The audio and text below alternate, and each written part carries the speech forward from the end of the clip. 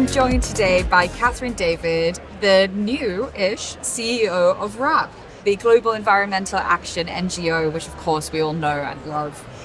You first joined WRAP in 2021, I believe, as a behavior change expert, and you've come from a background with the Fair Trade Foundation and also Co-op, and you were promoted to CEO in June this year. So it's been about 4 months. How have they been? Thank you. Yeah, they've been really good, and it's exciting to be at the conference today. I was just doing my speech and saying it feels a bit like my first day at school, and I've actually got a daughter who's 4, and it was her first day at school last week, and she was. I actually did my interview for WRAP originally when I was 9 months pregnant with her, so she's not charted my 4 years at WRAP, and now her first week at school, and my first RWM conference. So it's been a really good few months, and I'm obviously feel hugely excited to be the CEO of an organisation like WRAP. Yeah, that's it. That's a really lovely story, first of all.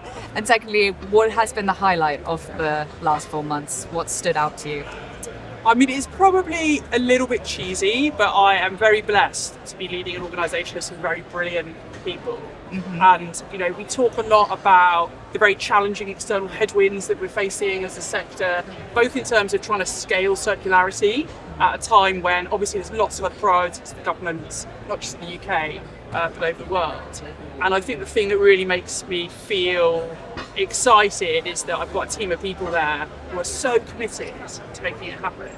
And also day in, day out, showing what's possible, showing how delivering circularity and growing circular living can go hand in hand with economic growth. It can go hand in hand with better products for people in their homes. It can help people save money. So I think that's been the highlight for me, is just spending more time with different teams at WRAP and seeing how committed they are and how focused they are in making change happen, even when circumstances are really tough. Yeah. How have you seen the organisation change in the 4 years that you've been there? One of the biggest changes we've been through has been our global growth. So when I joined WRAP 4 years ago, we were starting to work globally, but we were, most of our programs are happening in the UK. And those are still super important to us. We are a UK born and bred, great export. But we're now working in over 40 countries globally. And in the last 4 years, we've opened an office in Australia, it's looking after the APAC region. We opened one in Washington, DC, that's looking after Americas. And then earlier this year, I think in my second week as CEO, we relaunched in the EU with our office in Brussels. So that's been a huge shift for us. And whilst we remain really focused on our core programs, so around packaging, around food, around textiles and circular economy, we're now doing those in more and more places, and that's been a big shift for us. Are you getting to travel lots to all these awesome locations? Well, funny you say that. So yes, I went to Brussels, which was very good, and next week I'm going to New York for New York Climate Week. So I'm really excited about that. That'll be cool. A lot of travel for you. But it's more, and as I said, young children, that's a whole new set of challenges. But it's really important because we've got a lot to learn from people around the world who are, cracking some of the problems that we've not cracked. But also we've got a lot to share, so I'm excited to be doing some of that travelling, yeah. And you've just run over to us from the Summit Theatre where you were giving your keynote address, all about circular living. Yeah. How did the talk go?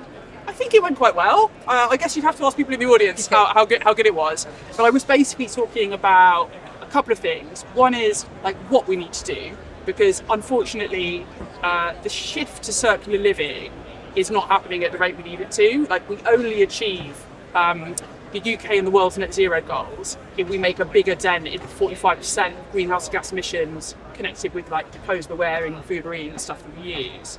And unlike renewable energy, growth in circularity is just not happening. So there was a circularity gap report recently that showed only 7% of materials are secondary materials. We're still really reliant on virgin materials, and it's not growing fast enough. So I was sharing a few thoughts about how we change that. And the good news is that there's lots of examples of work across the UK and also globally where we're driving up cycling rates, we're moving up the waste hierarchy, kind of growing more circular business models. There's lots of good policy innovation happening, amazing levels of business innovation happening, and I shared some examples of that. But then I was also sharing a few thoughts about the missing ingredients for that, and I'm hoping that that's going to help inspire a bit of change, but also for me, circular living is about building a movement and about really kind of helping everyone in this conference who are already like circular economy experts and converts, help them really inspire others and help grow what we're doing. And you mentioned policy there. I wanted to ask how the work you are doing at WRAP intersects with the work of the Circular Economy Task Force. Yeah. So when I think about policy, I think of it at like all levels. So you've got like really important global policy conversations happening. Global Plastic Pollution Treaty, you've got COP coming up, and so lots of conversations happening there. You've got this really important layer of policy at national level, and I think for us, the Circular Economy Task Force is a really key opportunity to take quite a holistic strategy and identify for a kind of longer term horizon what are the incentives and policy levers that can be pulled.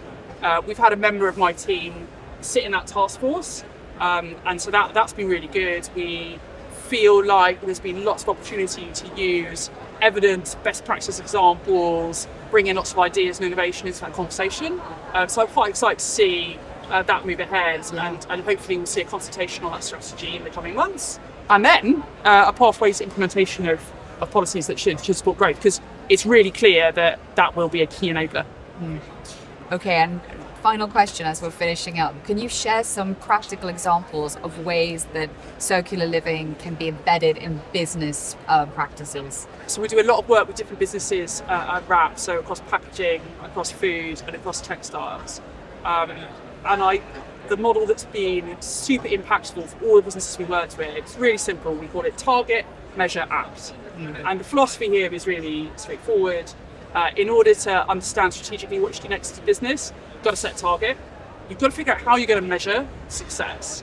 And actually, a lot of businesses are quite far on that journey. That's almost now a bit basic. So the act bit becomes key.